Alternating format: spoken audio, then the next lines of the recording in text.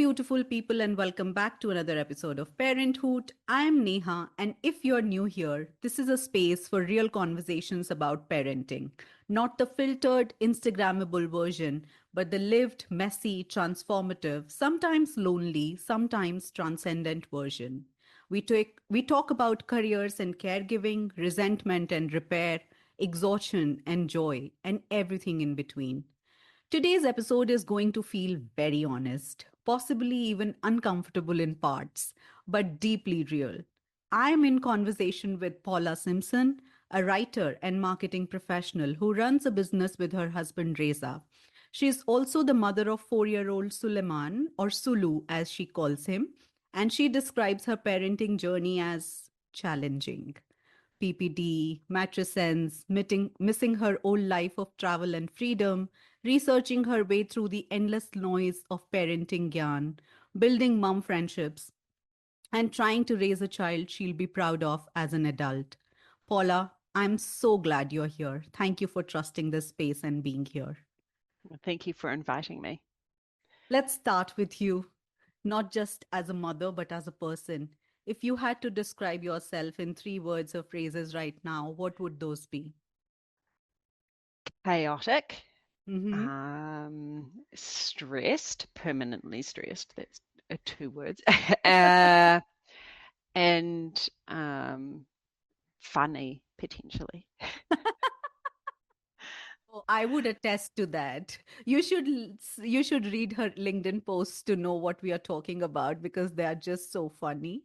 And Paula, tell me, if your life were a book, what would this chapter be called? Oh, I don't even know about that, man. It's just life is a constant evolution, and it hasn't really ever worked out the way that you thought it was going to. I don't know about you, but like I started off, you in your head you have an idea what your life will look like when you're a little girl. You think, oh, I remember, envisaging my marriage, my wedding, and like the man that I would marry. And you think about, the 2 children you're going to have. And it was 2 children. I was going to do this by the time I was 30. um, and instead, that is not how it turned out. I got married at 26, 27 the first time, and it was to a Kiwi guy. I'm from New Zealand. And then we ended up getting a divorce 5 years later. It just didn't work. And then I got into another relationship, and that ended, and I was heartbroken. And so I ran away to India, as you do. And then a few months later, while I was here, I met my husband, and by then I decided that I probably didn't want kids. And then I had my son, and so you can see that nothing has really turned out the way you sort of thought it was going to. And I don't know if maybe like Alice in Wonderland might Yeah. be the book, just because it's just totally chaotic, and she just keeps on coming across different things, and I'm like, oh, I'll eat this, I'll drink this, I'll go down this rabbit hole, I'll do this, and then just everything just like unfolds in this absolutely chaotic way that makes no sense. Yeah. And every morning I wake up and I'm like, where am I? Oh, I'm in India. That's right. Yeah. And talking of that, you've lived across continents and you've built a life with someone equally well traveled. How have Yeah. those early experiences, that you've had shaped the kind of woman you are today? So, oh my goodness, it's so hard. So obviously when I was young, I thought that I wanted to have kids, multiple children. But then, I had a lot of freedom. I grew up in Mm, New Zealand where women do have freedom to do whatever they want. I studied, I got my degree, I worked, I obviously got married, got divorced, did a whole bunch of other stuff, traveled. Although a lot of my travel I ended up doing sort of in my 30s, not in my 20s. And I just had so much freedom. Um, and I think that has really shaped who I am today, because even in India, where there's so many expectations on women, I am quite immune to them. I'm amused by them. And I know mm. that it's so much more difficult for Indian women or to deal with these things, because they feel these expectations on them so much more than I do. But me, with my freedom, and my total lack of respect to authority, I think I just I can shrug 99% of these things off and just move on with my life. And it's made me much less afraid to make choices that are best for me or my family, rather than just doing what everybody else expects. Yeah. Yeah. But after becoming a mother, how much of that woman do you feel still exists unchanged? I don't think she's. Sometimes I wonder if that woman is even there. Like the previous, so I was a writer. My husband ran marketing for an international company, so he would just go overseas for like a month at a time, and work from the US or the UK or wherever. And I would just travel with him, and I would work from wherever as well.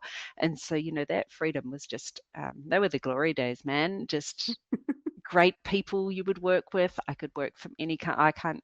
I've worked from all over Europe and the US and at a number of Asian countries as well, and just constant traveling. And because I didn't have a child, I could just work as many hours as I wanted, or I didn't. So I went to Nepal. I took my laptop with me, did some work, went on a trek, did the Annapurna Loop, came back. Did some more work, and it was just the ultimate in freedom. And I miss that life so much. I can't do that anymore. My husband can, but I can't, and Yeah. I don't think you can have a child and not be ultimately changed, like basically in a 180, um, from how you were, because I don't want to say the word stuck because that's not a very nice word. But, I'm just so grounded now. Every morning I have to get this kid up while he gets himself Yeah. up. And I have to get him fed, and I have to make sure that he has clean clothes, and I have to, get him off to school and look after his emotional needs, and, have lots of play dates and do something so he's going to grow up to be a good kid, and Yeah. then hopefully a good adult as well. And constantly thinking, not thinking about my next adventure or next what I want to do or when I'm going to go home next, or it's always just thinking, oh, oh, my kid is just, it's like Sulu doesn't share at present. He's just turned 5, and he's sort of reverted back to not sharing things. And I'm like, oh, what is this phase now? How do I deal with this? And oh, so I've just got a chore chart with him yesterday, right? Because I'm sick of nagging. I just want him to do all these things without thinking. So I'm like, a chore chart seems like a good idea. And he absolutely loves the idea. He helped me make the chart. He helped me plan what was going in it, and like he's ticking things off, and he's super excited. But now he's discovered, as of this morning, so one of the things is picking up his toys, right? So this morning he starts dragging toys out. And I'm like, why? Why? It's time to go to school. You never play with toys in the morning. Mornings are just too Yeah. busy. And he's like, so I can tick it off when I put them away now? I'm like, honey, we don't have time for this. This is like a 5 o'clock PM task, not like a 8 a.m. task. So this kid is constantly finding loopholes and trying to get around things. And so my brain, instead of being so involved with myself, ultimately selfish desires, is always about him and what he's doing and what he needs. And it's exhausting and never ending because they're always going through another phase, right? There's always the next thing is happening. There's another drama. There's something else they're doing. There's new behavior. There's some other worry that some mum talks about, and you're like, oh, yeah, I should Mhm. probably do that too. Yeah. And it's just this relentless cycle of having to be looking after somebody else and thinking about somebody else. Yeah. Yeah. Mm, I Paula, really tell miss me. me. Yeah. Te- tell me. Tell me. Do you feel guilty for missing that version of yourself? Do I feel guilty for missing old me? Yeah, I think yes, because we're told in society, right, that we should be these selfless mothers. And when you hear, you talk to primarily men, I think, and a certain type of men, they're like, oh, my mother did all of this, and she was a great mum, and she never complained about this, and she never wanted to be anything other than a mother, and her mothering, I made her life complete, and she was incredible, and all these other things, and she cooked, and all, she made the best food. And I'm like, I think in society we expect mothers to be these women who just do all these things and selflessly give away all their own everything. Their own Yeah. emotions don't even become theirs anymore, and we expect that. But then I say to these guys, I bet your mother sometimes just could not wait for you to go to sleep, Yeah. and just sat there and cried some nights because they hated their life so much and they missed what little freedom they had. And I bet they regretted having you sometimes. And these men, of course, don't react very well to that. Oh, my mother would never. And I'm like, 100% she did, honey, because every single mother, I think, has times of just exhaustion and regret and where you hit a brick wall and you just, yeah. And but then, society tells us that this is what our bodies are here for. We have uteruses, therefore we should have children. Yeah. um so it is hard to overcome that. So I guess there is some part of guilt there, but also, you've got to be realistic. I can't get it back. Yeah. And even when I do get it back, my son will probably be, what, in 10 years maybe, and in 10 years I'll be in my mid 50s. So I don't know how much of that like free spirited travel is still going to exist then. Yeah, yeah, yeah. And you spoke about, your relationship with your husband, and you said that it's mostly good but not perfect, especially because you're exhausted and don't really want to deal with anyone. I think Mm. that line for me felt so honest and so real. It hit hard, so like so much. What has parenting changed in your marriage? Man, and full credit where credit is due. My husband is a great guy. He's very, very patient. He's very kind. He's very sweet. He's very smart. He's very hardworking in the business. Um, and I wouldn't have married him if he was an idiot. I hope. But yeah, I get to the end of the day, and he just doesn't get attention from me anymore. He doesn't get. I don't even want to sit down with him and discuss anything. I'm just done. I'm so done by the end of the day. Um, and I can't give him the attention that he deserves, Yeah, and needs, and that's not fair. And before, you can just your relationship just happens, right? You're like, one night you're like, oh, let's just snuggle on the couch and watch a movie or something, or oh, let's go for a walk, or hey, we should go out for dinner tonight. And you have time together, not because you plan it, but because it just happens because you can. And then all of a sudden you've got this kid where he's asleep. We can't just both leave the house and yeah, go for a walk. yeah, I would rather read a book now than watch a movie. I haven't watched any TV or movies for years. um the last one was Schitt's Creek, and that's while I was breastfeeding. So that's how long ago I've watched TV. um and you have to make intentional decisions, and you have to put aside time for him. And I'm not very good at that. And my husband will agree with that too. He is a little bit abandoned, and I'm sorry about that, Reza.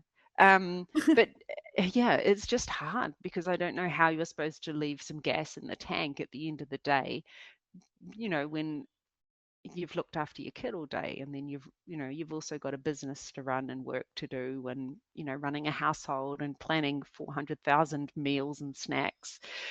That's what it feels like. And then how do you put aside time to hang out with the guy that you married and yeah, that you used to really enjoy hanging out with, and now he's just irritating because I just want to be left alone.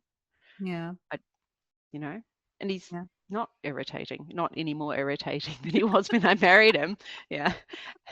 I think parenting definitely changes relationships. Like, it shows every single gap and every single cultural differences, which can be huge, and every single problem you've ever had in your relationship is just magnified and can become pretty overwhelming pretty quick, I imagine. yeah, yeah, Mm. yeah. And tell me, Paula, do you feel alone in, carrying off the parenting load? Knowing that my husband will listen to this, I do. And I think he would acknowledge that, he's busy, he's running the business. I mean, we run it together, but he is definitely doing more of it. And so, yeah, I am carrying the parenting load. It's my Instagram feed that's full of parenting advice and reels, and this is what you should do, and this is the next thing that's happening in Bangalore your kids should do, and this is a kid-friendly restaurant. It's me that organizes his, school pickups and drop-offs, and cooks all the meals, make sure that he actually eats something that has some nutrition and just isn't like white rice. And yeah, it is organizing play dates and organizing what we're doing on the weekends. And I've got to organize like a football club for him. Like I want him to start football. Um, and yeah, it is the bulk of it would fall on me for sure. Yeah. And I'm not, and I'm not immune to making, it's my job to make money as well. Yeah. So it's not like I'm sitting there and just, during the day, just twiddling my thumbs and thinking about, you know, whatever I can do with my kid or planning the next meal. But there's also like, oh, I've got meetings with clients, and oh, heck, I've got to finish this. And, I've got cold calls, and then I've got a whole bunch of other stuff to do as well. And it's not like I'm sitting there just letting that go either. And I Yeah. love work, for the record. I love working. I've always loved working ever since I first left home at 17. I enjoy working. So that's a part of something I wanted to get back to after I had my kid as well. I was actually ghostwriting a novel for a client Wow. at the time. So that was like not a novel, but like a book of some description, like a financial advice book. So that was really cool because I could pick up and put that down as I went. Mm. And that was important as well. But there's never any time where I just sit there with an empty mind and just think, oh, there's nothing to do. Yeah. Yeah. Yeah. Mm. And and let's talk about support. Not support, I mean, from the family or from whatever, from wherever, paid support, free support. What does support look like for you? And tell me, are you getting it? Do it's interesting? So I mull over this a lot because here in India, there are so many different kinds of support. So, you've got the mothers who live with their in-laws and have an extended family, and they've got a lot of support in some ways, and that there's always somebody at home.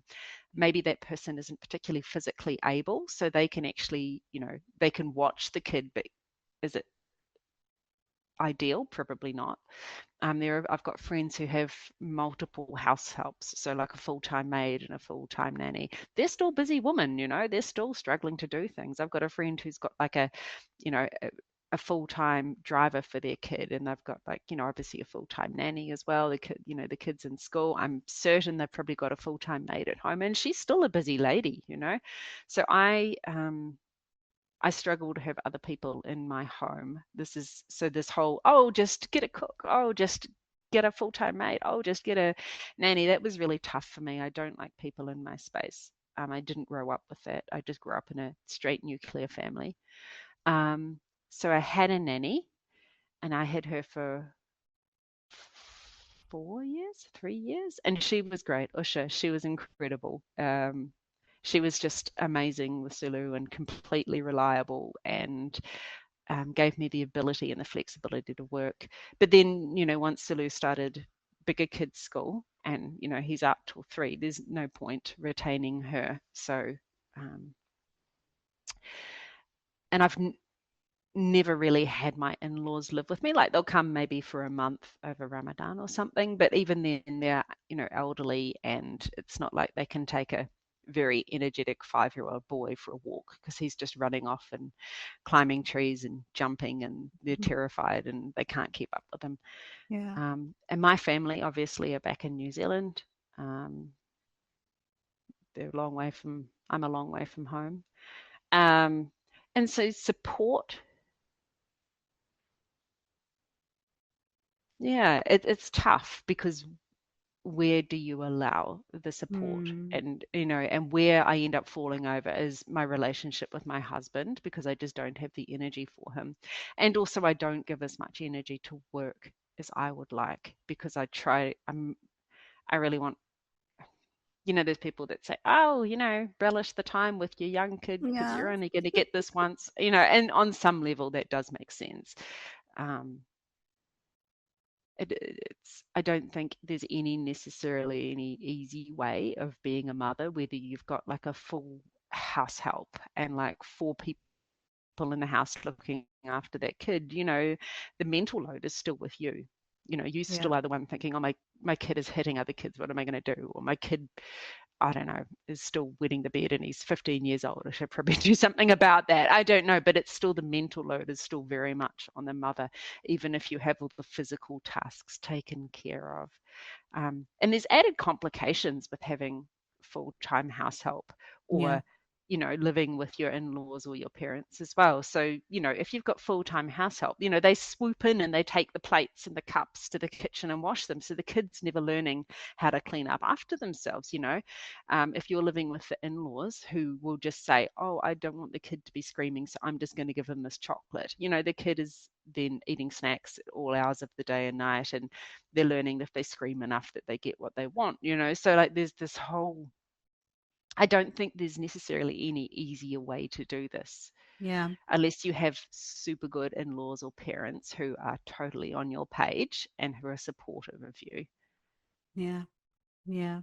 and or stuff like that. My Usha, my nanny was so good, even though she didn't necessarily understand all of my parenting choices. She just followed them. So, I did baby-led weaning, and Hmm. initially she was horrified that I would just give my kid like, a whole chunk of broccoli to chew on and like let him feed himself. But then she quickly realized that, you know, he could feed himself when he was 2, and I've never fed my kid, and she realized the benefit of that, so she just did everything my way. So it was really good having somebody on my team who just did what I asked her to, and she never questioned it. Sometimes she gave me advice, or sometimes I'd ask for her help. Especially in an Indian setting, she was really Yeah. good to tell me, "Oh no, Paula, this is how it happens here." Um, but yeah, I don't I don't know how any mother can truly find any balance where it's not falling over at some point or with someone. Yeah. I Yeah. feel like it's more, you're juggling. I sort of talk about it. Sometimes I feel like I'm walking on a very narrow razor, and that at any point I could slip because I Hmm. just feel like I'm treading such a fine line that, and it's very stressful feeling. Like I can feel it in my chest. It's very tight. Sometimes it's very hard to breathe. I have to stop and do some mindful exercises because I just feel like I'm, yeah, walking on a razor blade, and at any point I could slip, and I'm just waiting to see what falls over. And I'm just Yeah. hoping that it's not too important. Like my mum friends, very forgiving if I can't do something. They're like, oh, whatever, we understand. But like, my marriage is important. I want to be married forever, and I want to love this guy forever, and I want him to love me forever. Like I don't want to just be together for the sake of being together. And so how do you foster a loving and kind relationship? Yeah. But you know, when you're so burnt out, and how do you be effective at work when you sit down after having a morning, because mornings are terrible sometimes, and you get there and you sit down at your desk and you're just so overwhelmed with the battle that you had to get your kid to put on his bloody clothes and get out the damn door, and just jam into the school bus, and then you get back to your desk and you're like, oh my god, how do I focus on work when I'm feeling so dysregulated from Yeah. that? Yeah. Yeah. It's Yeah. it's a lot. It's a lot. And I think every mum has this. And it doesn't matter how old your kid is. Everybody assures me their teenage years are worst. So that's something to look forward to. Thanks for that. Thanks for Yeah, that. yeah. And I'm just mentally like, how old will he be when he's like really bad? Maybe, 13 maybe is when it starts. I'm sure there's some parents out there saying, no, no, no, it starts when they're 10 or whatever. This is a boy. So it's not Yeah. quite as, I think girls are a lot more scary in teenage years than boys. But I'm thinking 13, I've got another 8 years. How old am I going to be? Hopefully I'll be through menopause by then and life will be a bit easier. I don't know. Yeah. Yeah. Talking of menopause, you spoke about, I don't know why my mind relates menopause with depression, but talking of menopause, you talked about postpartum depression and matrescence. Tell me, when did you first realize that motherhood was not going to look like what you expected? I went in with very low expectations. So I grew up in a family. I've got three siblings, so there's four of us kids. And we were free range kids. So my dad worked as a teacher. Mum also was a teacher. And I did a lot of the housework and raising my siblings. And I had a very realistic idea of what the tasks would look like. So I was cooking, full meals for my family from when I was 12. And this isn't like I was a slave or anything, Yeah. but it was just, I guess on some level my mother's like, oh, somebody else is doing the vacuuming. Fantastic. That means I have one less task to do. Um, so I had an idea of the physical tasks, but what I didn't understand, especially with a baby, man, is the relentlessness of it. It never, ever stops. Yeah. It never stops. Like there's always another meal to plan. There is always, you know, some event coming up that you have to plan for. There's always, your kid is always growing out of their clothes or ripping their pant leg off. Maybe that's just mine. I don't know. But it's just there's always something. It is absolutely relentless. There is always cleaning. There's always picking things up. Do you ever go through a stage where you walk through the house and you're like, why is there a hair clip here? My son has long hair. So I'll pick up the hair clip and put that away. And then I was like, hey, like, what is this doing on the shoe cupboard? Like, what is that doing there? So you go put that away. And then you're in the kitchen and you're seeing a ball of Play-Doh on the floor. So you pick that up and you go put that back, and then you're like, oh, you see something else. And it's just, I can literally spend an hour just walking around my house, picking all these things up and just putting them in the place they're supposed to be. Um, no one ever told me that that would take up such a big time, big chunk of my life, just picking up random things in my house. Like right now, I'm looking at a cupboard and there's wool just tied around the cupboard door because my son likes stringing the house up Yeah. um, like it's a giant spider web. And so there's just this little bit of wool hanging there. And then I can see dust on top of the TV cabinet. There's a plant there that needs watering because it's like this. I'm not a very good gardener. And it's just this constant, yeah, the relentlessness of it. I did not understand. On some level, I thought, well, once the kids go to bed, you'll have some time to yourself, and you do. I'm very fiercely protective of my 1 hour of book reading time every night. Um, but it's not, because your brain is still thinking about other things, and you still have to get up and empty the dishwasher if your dishwasher's going, or wash the dishes, and you've got the mental load of knowing that tomorrow, if you don't wash the dishes, that they're still there in the sink in the morning. It's just the absolute relentlessness of it all. It just never stops. There's never a break, Yeah. ever. Yeah. Mm. And I think that's probably been the biggest thing. You don't get any time off ever. And so my bestie, she just went away. She was away for 2 nights, and she just went with two other people who didn't have kids. And she was like, I just got to sleep in. I didn't have to think about anything. But she's like, but I knew my kids were missing me. I knew that I would have to come back. And her husband was away, so I ended up with her kids for a lot of it as well. And she's like, coming back, and you've still got to cook meals, and at least the house was clean. But it never goes away. Even when you have time off, that the load just comes straight back the minute that you Yeah. walk through the door. Yeah. Yeah. And Your sometimes brain it's stops. more difficult to step away than to be in it, Mm, because you're like, at least when I'm in it, I'm doing the work. yeah. Because when you're away, it's like you're not even doing the work, you're not even resting or No. getting a break. Yeah. Yeah. And she knew that her kids would be fed junk food while she was away, and she knew they'd be watching a lot of TV, and so you're mentally prepared to just sort of put up with something that you wouldn't necessarily endorse Yeah. as a parent, but you're like, well, there's okay. But she came back and the house was clean, and the kids were relatively pleased to see her, very pleased to see her actually. and, and so that's enough. Sometimes just coming back Yeah. to a house clean and the washing done. um, Yeah. yeah, Yeah. Yeah.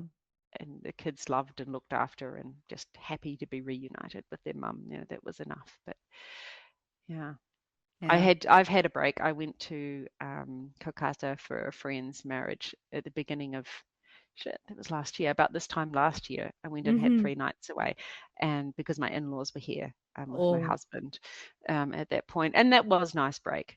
Um, I very much enjoyed just a bit of my old life again, going out and going, okay, what restaurant am I going to eat at now? Like, oh, because I'd never been to Kolkata. So I was like, well, where do I go now? What do I see? Did some cool things.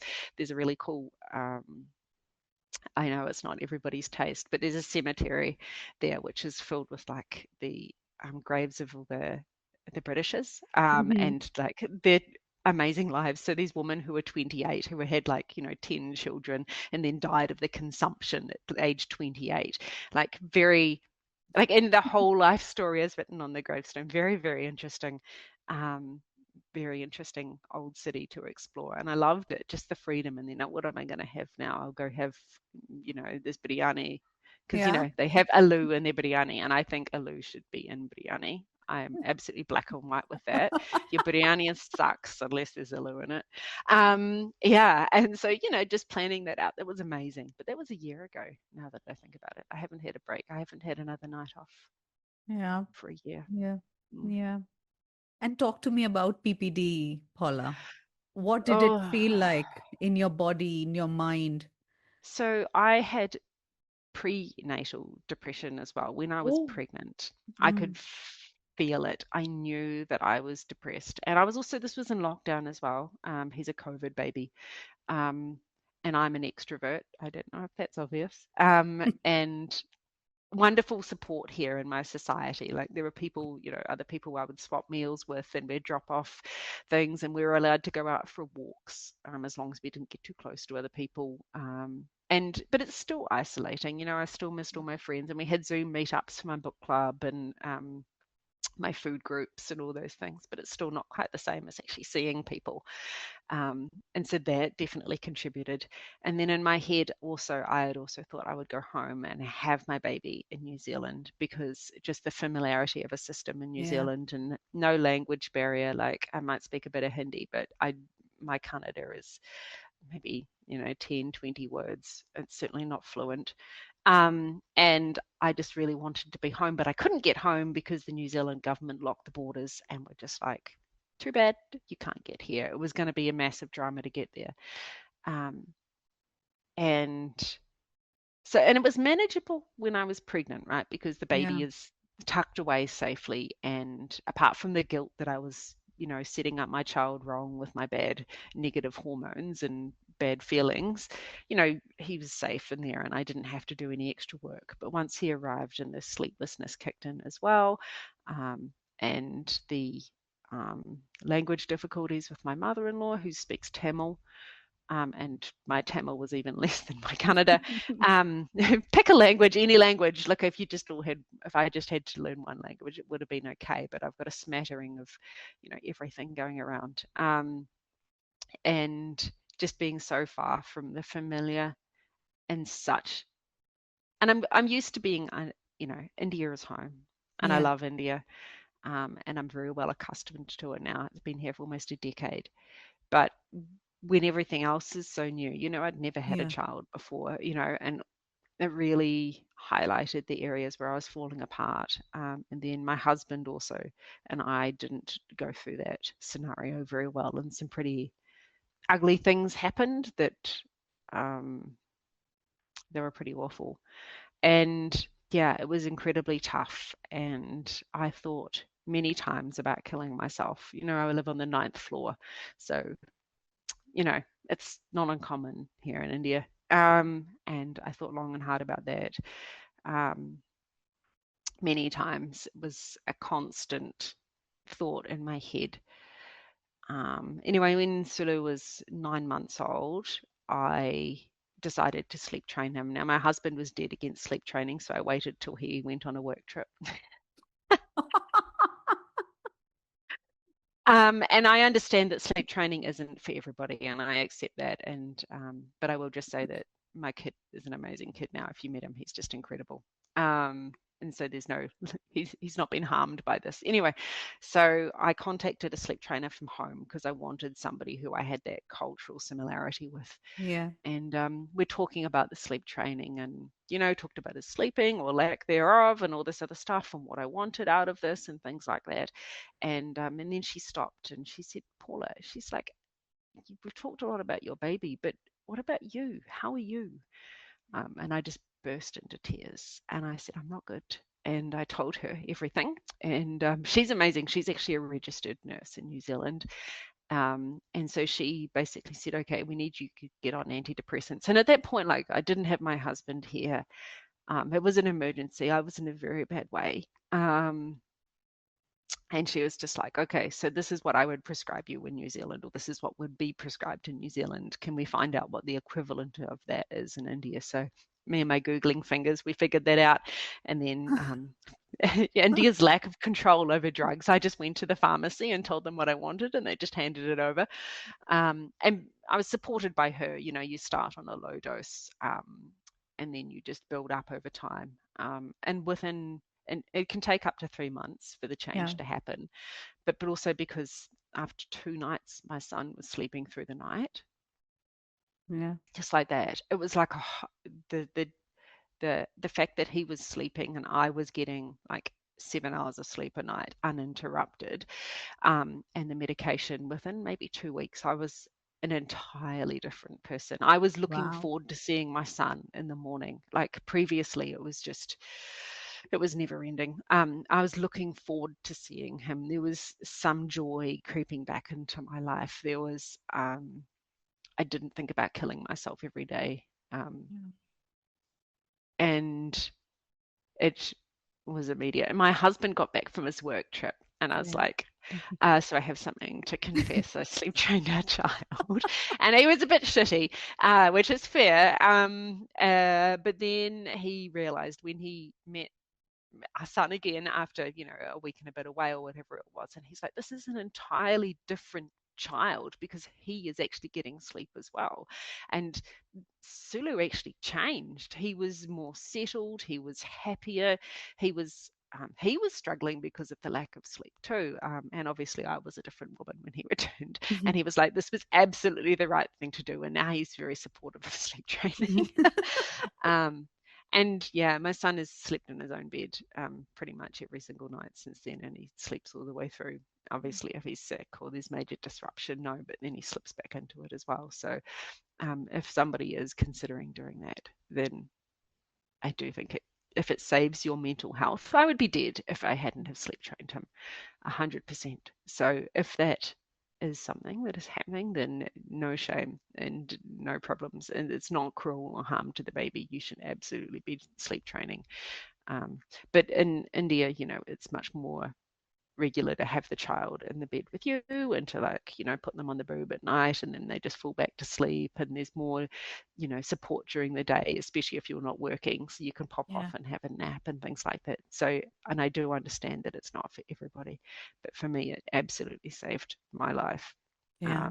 And the fact that this woman was able to die very quickly, see that I was just absolutely falling apart, and give me the help that I needed. And then I think I was on the antidepressants for a year, and then I just tapered myself off. And I mean, life is swings and roundabouts, and it has its good days and its bad days, but I've been pretty stable since then. So, Yeah. yeah. Yeah. Mm. And you also said something that I loved, that you research your way through the quagmire of parenting gyan. Tell me about that. It just, oh my God. And it happens in New Zealand as well. And I'm not, picking on India here, but oh my God, the India nonsense, man. Everybody has to tell you their piece of advice, and they are the ones that think it's right. And some of the advice you get, you can just be like, okay, I don't even know where this comes from, but it's really hard to untangle just like, yeah, get on to actually this is an actionable strategy that you can have, or this is what is good for the kid. And this isn't just, I don't know how to, I'm just trying to think of an example. Because there's some things that I really like in Indian culture and how you raise kids. Like, for instance, the baby massage is definitely not common back home, super common here, and I think that's really nice to, for probably for the baby if it's done gently and nicely, and but that's um, but it's not something that you have to do, right? But then there's people who think that, mothers should be doing these baby massages morning and night, and, that the kids' legs will fall off or something if you don't do it. I don't know. But, it's just extra load on the mother. And so at some Yeah. point, you just have to sit back and say, this would be really nice to do, but I can't do it. Or, you get a lady in to do the baby massages Yeah. if you still want them done, but you don't have the capability. And then you can sit there and eat your I don't know, you eat your breastfeeding ladoo and like have a coffee. Or your Yeah. your kid gets a massage, like there's definitely a way through this. And I'm a science writer. I've got a science degree. I love science. And so I probably typically go a little deeper than most people as well. Like there's some really cool sites where you can um, type in questions into these engines and it compares everything and it comes up with all the relevant papers for you. Now, it's not perfect and you still need to understand science a little bit to go, okay, this study had like 10 people and this study Yeah. had 400 people, or this is, this is a meta study. So this meta study looks at like 10 studies, or this one wasn't done in India and this one was done in the US where something is different. So there's still balancing these things out. Um, but for me, science gives me security and certainty that I'm doing what is what is right statistically or Yeah. scientifically. Yeah. Yeah. um, yeah. Yeah. And so a lot of this stuff, but there's a lot of nonsense out there, man. There's a lot. And with the shifting of society as well. Like, I was talking to a friend about this the other day, and she's like, I love how your kid just, he goes out and he climbs trees and he plays in the mud, and, we go to the park lots, and, we hang out with the park cats because I feed the cats down there and things like that. And she's like, oh, I love that. But then there are other people who look at it and they're like, oh, you give him too much freedom and Mm. what if he gets hurt? But all this research says that our kids need to spend more time, well, obviously safely, and need to spend more time on their own and going out and doing things on their own and building a sense of independence and fostering their like sense of self-esteem. And it's all really good for this time that they spend out there getting dirty. They learn about risk, like how do you know how to climb a tree unless you almost fall out of a tree, or unless you do fall out of a tree. I don't know. There's risks, especially boys need to take. Yeah. There was a study released recently where boys are not reporting to the hospital with as many broken limbs as they used to. And that Mm. sounds like a positive thing, but it's actually not, because kids aren't learning how they can safely take risks. And so for me to be able to go through and look at that study and say, oh, okay, so taking risk and, having a broken leg is obviously not ideal, but, it wouldn't be the worst thing on earth. And that's how you learn how to fall and learn how high you can climb, or whatever that looks like. And so the world is experiencing this real pulling back of their kids from the freedom that probably you and I used to have. And in Yeah. India, I think it's more acute because, like, where do you guys go? Unless you live in a society, where do the kids play? The Yeah. roads are too busy and they're Yeah. dangerous, man.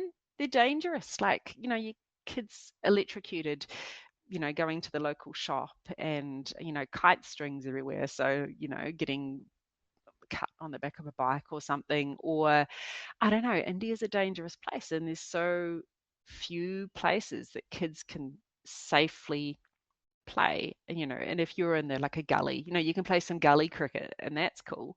But is that the only place that they can safely play?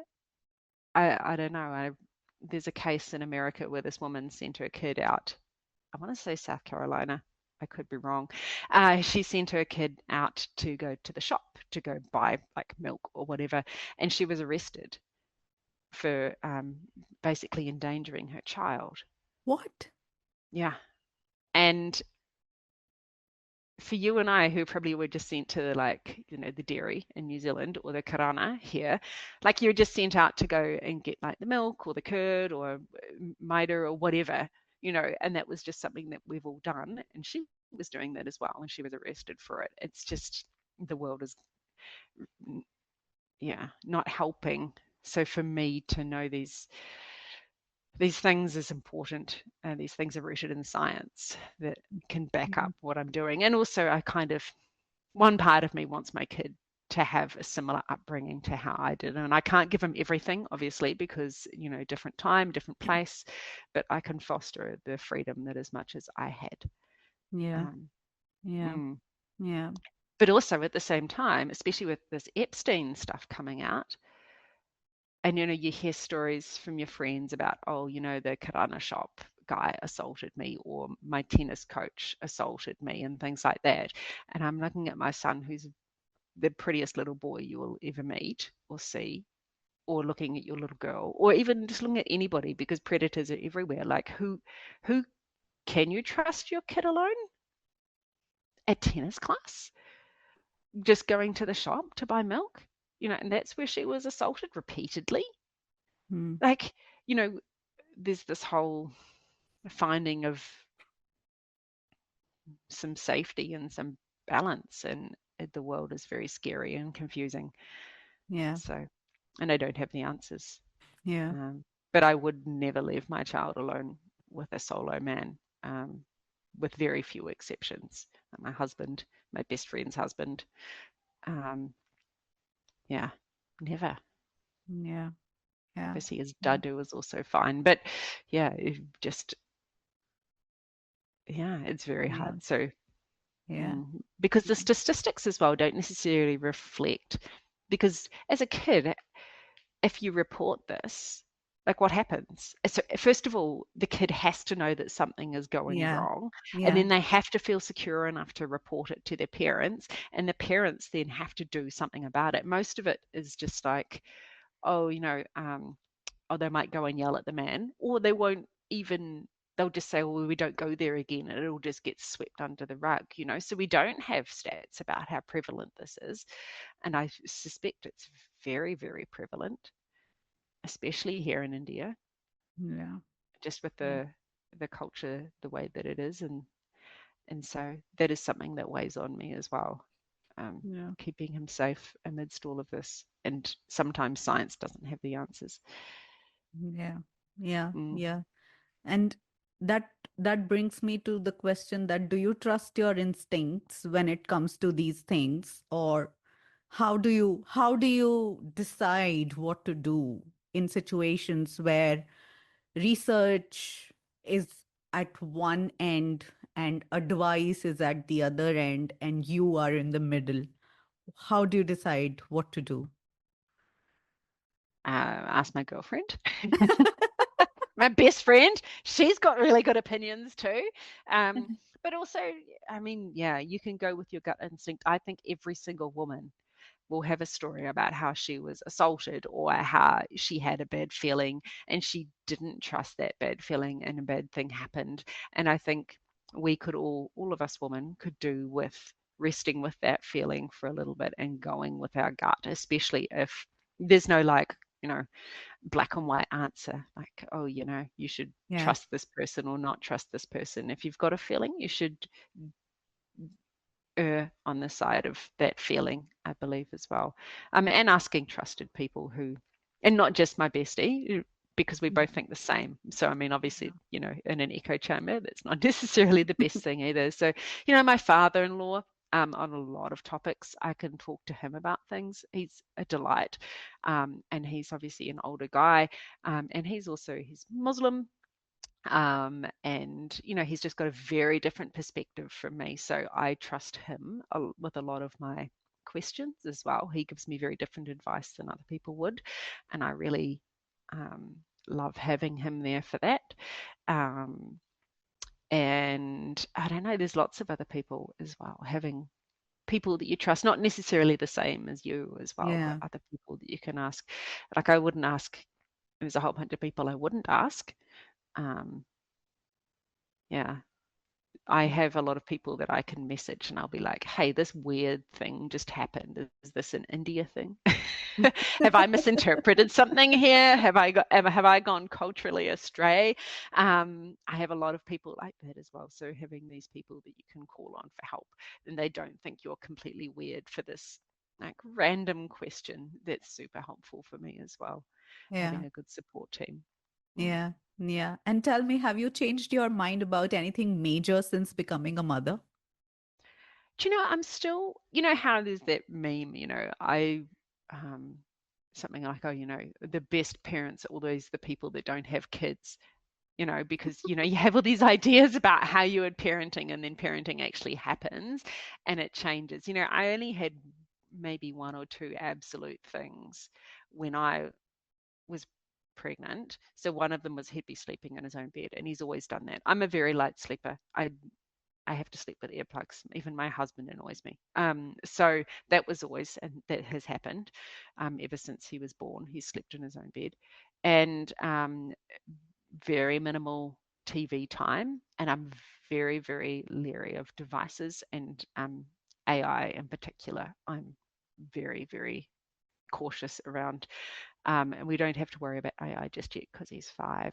But like those things I've Yeah. kept. He watches TV for half an hour a day while I cook dinner because there's no one else in the house, and otherwise he's under my feet. Yeah. If I'm rolling roti, he comes in and rolls roti. That's his little job. That's cool. But everything else, it just adds to my stress. Mhm. And we cook at other times, like we'll do baking together or make lunch together. So dinner time, he just watches TV while I'm preparing. That's it. And I have been black and white on that from the start. And I'm just getting more and more cautious about anything I put on the internet. Like, I don't put any photos of him, for instance, on any platform. There's no photos of him on any social media. Um, I have never fed a photo of him or I into AI machines. And I think that is the only thing I probably couldn't have ever have foreseen. Yeah. Yeah, yeah, yeah. And talk to me about your mom friends and your best friend and building your community. How did that happen? Was it intentional or accidental? So I had lots of friends before I had my son, loads of friends. I came here, I'd already been here for 4 or 5 years or whatever before I had Sulu. Um, but you really need somebody who's closer to home, and you need somebody with kids the same age as you or close enough. Anyway, so when my son was about 9 months old, I was at the park and there was a lady there and she had a kid that was about the same age. And I was like, hey. And she was like, hey. And then we got chatting, and her name is Zahara. Now, Zahara was, if I was having a girl, Zahara was going to be my girl's name. I love it. Oh. It's a beautiful name. It means flower, and like she sparkles. And I was like, oh, okay, this is meant to be. Anyway, so I went home that night and I was like, that afternoon, I said to my husband, I met somebody at the park. She's really nice. Should I text her now? Like, is it too soon to text her? What if she doesn't like me? What if she doesn't respond? Like, I was so nervous. And then she texted me, and we've been inseparable ever since. We see each other every day. Our kids call each other brother and sister. Oh. Um, and she's got another one, and she's just the little sister. They just exist as the three of them. And then from that, like there were lots of other mums I met at the park, and I'm always the first person to go over and say, hey, I'm Paula. And so in our society, we've got quite a tight group of mums, all of us kids the same age. And we're Muslim, and we're like Christian, and we're Hindu, and we're like from all over India. And this is the joy of Bangalore, no? Is everybody from here is from somewhere else. And we've got, one of them is from Korg, and one is from like Andhra Pradesh, and one is from Delhi. And, so they're from everywhere. And it just means that I've got this huge circle of people that I ultimately love and can trust and can call, and my son can go to their house happily. Like if something's happened, I can think there's like probably 5 houses I could send him to, and he would just go, and I don't need to be there with him. He's confident being on his own in those homes. And so mum friends were the best thing that happened to me, the Yeah. best thing. Yeah. Just having somebody who's on your wavelength, and somebody who you can trust. And one in particular is Zahara. She she's incredible. Um, and I would be lost without her. But the wider Oh, community as well, So yeah, mum friends are just absolutely vital. Um, yeah. and, uh, and we sort of joke about just leaving our husbands. They can go live together in some apartment together. And like Zahara and I will just take our kids and we'll raise them together. Just, it's so much easier sometimes just living with your best friend and just things happen. It's like when my sister-in-law comes to stay, it's just easier having another mum to raise the kid with because, suddenly, she'd be like, oh, Paula, I'm just going to cook dinner tonight. I'm like, okay, cool. I'll do the laundry, and it just all just magically happens and there's no drama and there's no pressure on either one of us. And it just becomes a really simple um, thing living with another woman with a kid, I found. So, yeah, we often talk about just ditching our husbands to the point where our husbands will be like, oh, when we live together, oh, we should do this. Yeah. Ah, Yeah, yeah. I'm suddenly very, drawn to the idea of living with other women and other moms and yeah. just having that kind of community, 24/7. Yeah. Yeah, it would be amazing. It would be amazing. And Zahara's just across the way. She's like in another building, but she's just there. Yeah. And yeah, it's Yeah. just so good having that support. But mm, Yeah. Yeah. And you know what I found wonderful? Another thing that you said that you want to raise a child that you'll be proud of as an adult. That's yeah, such a powerful statement. When you imagine Sulu at 25 or 26, what do you hope he embodies? I want him to be curious. I want him to have an open mind that he can go through and think, oh, this person thinks this, or, why do they think that? I want him to be empathetic. I want him to do chores, but him for not to view them as chores, but just part of being a human and being alive. So like cooking, cleaning, all this kind of stuff. I want him. I want him to be a scientist. I don't think he's going to be a scientist. You never know. You have these dreams for your kids. Because I started doing my science degree and then I realized how much more study I would have to do. And I was like, yeah, I'm not going to be a scientist. I don't have these extra years of university life in me. Um, yeah, I Yeah. just, I just want him to be curious and open and loving and kind and empathetic and smart. I want him to be intelligent as Yeah. well. And that's pretty Yeah. much it. And so far, he has all those things. And so it's Yeah. just nurturing them within him and allowing him to follow his interests and corral him sometimes when he needs it. Yeah. Yeah, yeah, yeah. But tell me, how do you navigate discipline, boundaries, and emotional regulation at your home? Well, that's a really big question. So we don't have discipline as such. Like he's a really good kid. I will say that Oh, he's not really ever naughty, like naughty. I don't think 5-year-old kids can be naughty, to be honest. They're just curious and they're just finding boundaries and things like that. I've got pretty strict rules. I've got a good routine in my house. It's the same every day. Breakfast at 6:30 because he's up at 6:30. Dinner's at 6, bedtime's at 7:30. And once you've got these absolute sort of I'm not completely inflexible, but they are yeah. set. The rest of the day just falls in around that. Um, and that's good. And, there's rules like, I don't even know, I can't think of anything.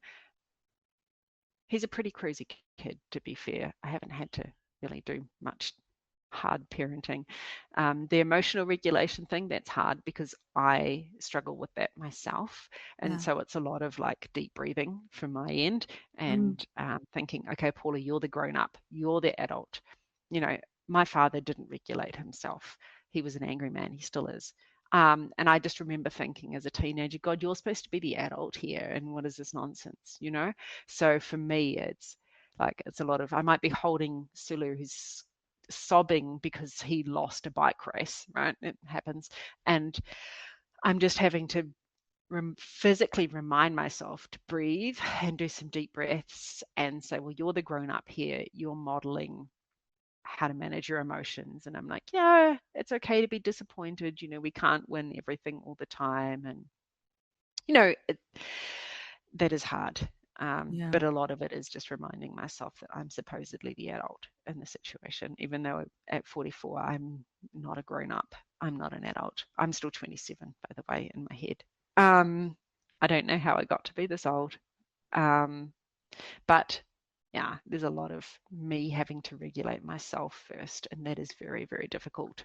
There have been times where I've had to put him down and just go put myself in the bedroom and say, look, I just need 1 minute because I can't deal with this right now. And there's no one else in that moment. There's no one else. There's no one else in the house. There's nobody else you can call. You have to deal with it right then and Yeah. find an appropriate way. So I will just sequester myself in my room for a minute, do a few deep breaths. And that's sometimes enough. Meantime, he's screaming outside the door and battering on it to be let in. But it sometimes just not having someone to touch me and in my face screaming is enough for like 2 minutes or a minute, and then I can get back out there and parent again. Um, Yeah. it is hard, yeah. Yeah. The rule thing, and like he does have rules and boundaries and guidelines. I gentle parent with boundaries and guidelines and rules because you need them. Kids need them. Kids like rules, even if they feel like they don't. He has chores that are non-negotiable. He, has that set routine, and I don't know. Like he's just started this whole thing where he's not sharing again, and I'm like, we're sitting down and talking about why he won't share and things like that. And I don't know. I don't think I've got all the answers, but that's working for us so far. Yeah, Mm, yeah, yeah. And mm, also, I think, you've said it right, even though you've not said it so blatantly. But I think what is happening is that we are all learning along the way, and we are mm, figuring our way out through mm, this, because there are some um supposed advice and rules and guidelines that work, I mean, in the air, but you have your mm, own individual journey, and you have your own unique child, which mm. needs a very, very, very specific kind of approach, which you can just figure out along the way. You can't really have it all written down and laid out in a rule book or a manual. And Every kid is different. When I look at yeah. like my friends' kids, when I look after them, like Kavesh came over the other day and he spent like a couple of hours here. Kavesh is a bloody joy, man. He's great. He didn't require me to do anything. He was fantastic. But then I like have, some other kid who's like constantly running up to me, Paula this, Paula that, Paula Sulu did this, Paula Sulu did that, blah, blah, blah, blah, blah. And they need a whole different management strategy. And I don't necessarily have the skills to manage all these different children. But yeah, I just sort of look at the parents and I'm just like, yeah, you're doing good for your kid. Even Yeah. if they're a bit of a nightmare, you can see that they're doing really well with what they're doing. And their kid is just so different from me. My kid, I don't know how I would do this any better or any worse. So Yeah. there's always a lot of respect for parents who we're all just figuring it out. None of us know the answers. Yeah. And Yeah. and Yeah. somebody else's answer is definitely not the answer for me. So Yeah. Yeah. mm, Yeah. And tell me, when do you feel most stretched and when do you feel most fulfilled? when do I feel most fulfilled? I don't know. When my kid goes to bed. My favorite, I've got three favorite times of the day. So when I have other people here, I go to the gym at 5 o'clock in the morning because it's the only time I can do it, right? And I really enjoy, that's my favorite time of the day when there's nobody else up and the world is quiet and dark and cool. And I just go for a walk and do a workout and then come home. It's probably my favorite time of the day. My second favorite time of the day is bedtime when I read my book, when Sulu's asleep and I've got space and time and nobody else is harassing me. My third favorite time of the day is at 4:30 when all the mums and I go to the park at the same time. And we're not always all there, right? But just that half an hour with my girlfriends is the reset that I need. And I always leave feel so much better. Like often I'll arrive and I'll be strung out. I will have had work stress all day. Sulu will have gotten home and had a tantrum because I didn't have the right snack or whatever it was. I don't know. He wanted chocolate and ice cream and I was giving him a banana. Um, but you can obviously, I'll be feeling like I'm on that razor edge, and I'll go and, you know, my girlfriends will be there, Nadia will be there and Zara will be there and, whoever. And it's just like this, I can breathe. It's physically that half an hour of time with my friends is all I need for Like, oh, I just feel so much better afterwards. I always leave feeling much more centered and much happier, and much more able to cope with life just with that little interaction. Sometimes there's very little interaction because our kids are screaming and falling over and falling off their bikes or whatever it is that day. But it's just that time with those women is absolutely vital. So those my three best times of the day. Yeah, Yeah. but definitely most dysregulated first thing in the morning when I have to get my kid onto the school bus, and then yeah, usually after, I don't know if this is all kids or if this is a boy thing, but like not standing still, trying to dry this kid or brush Oh, his teeth, yeah. and he just wriggling, like just 1 minute where you were still eating dinner and he's doing cartwheels off to Mhm. the side, like he has to jump off and urgently go and like tie a bit of string to something. I don't even know, like, ew, it's a lot. Yeah. Yeah. I think Yeah. definitely a boy thing. Definitely a boy thing. Yeah. I'm sure there are girls that do it too, but my goodness, he just never stops moving. Oh, it's a lot. Yeah. Yeah. Yeah. And tell me, when you're at your most exhausted, what Hmm. pulls you back from the edge? It's mostly self-talk. It's mostly like, okay, you're the grown up here. You just have to get through this half hour and then it's dinner time. You just have to get through this half hour and it's whatever. It's just this internal self-talk, like, Paula, you're the grown up here. He's a kid. He doesn't know what he's doing. He doesn't know this is triggering. He doesn't care that you've had a hard day at work because how can he know? And so it's me reminding myself to do deep breaths and to ground myself a little bit and that I'm the grown up. I think because especially seeing my father not being a great dad, I hope he doesn't listen to this, but um, just because he was emotionally dysregulated, his childhood wasn't necessarily that great either. And so I'm always in the back of my mind, I'm like, I don't want to be like that. I don't want to be the one losing my temper all the time. I don't want to be the one who punishes children for just being a child.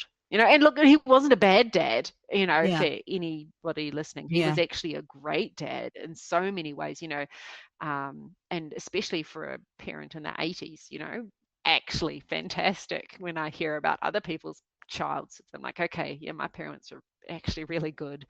But I just, okay, Paula, you're the grown up. Yeah. Yeah, Yeah. act like it. Just hold it together. He will go to bed and this day will be over. And then you can, yeah, have your sparkling water and read your book. Yeah. Yeah. And tell me, we are coming to an end of this conversation, but tell me, if you could sit across from your pre-parent self, what would you tell her? I think I would tell her maybe not to have a kid. Wow. That maybe it's just not for everybody and that it would be extremely challenging. But if it was too late, if I was already pregnant, I would have just said, look, you need to prepare for your total loss of self and your total loss of the life that you had and you loved, and for the total remolding of your being in a way that you didn't want and still don't really enjoy, 5 years down the track. Um, yeah. Yeah. So Yeah. I, Wow. I maybe set her up for that, and maybe, like, I knew about matrescence, and there's some really good people, there's some amazing people doing amazing work around matrescence. There's one lady here in India in particular that she's just doing some incredible work around it. Um, but yeah, it's not talked about enough. We're expected to just suddenly like embrace motherhood and be these amazing women who are just, because your body isn't your own. You're breastfeeding, you're always holding somebody, you're always exhausted, your needs are always secondary, even thirdly, I guess, even after your husbands or your in-laws, whoever else you're feeding in your house, your needs become the very last thing. And maybe being a little bit more prepared for that would have helped. Yeah. Yeah. Mm. And finally, if you could leave our listeners, especially the ones in the thick of matrescence, what's one truth that you would leave them with? It does come back and it doesn't look like it did. And it will never look like it did, I don't think.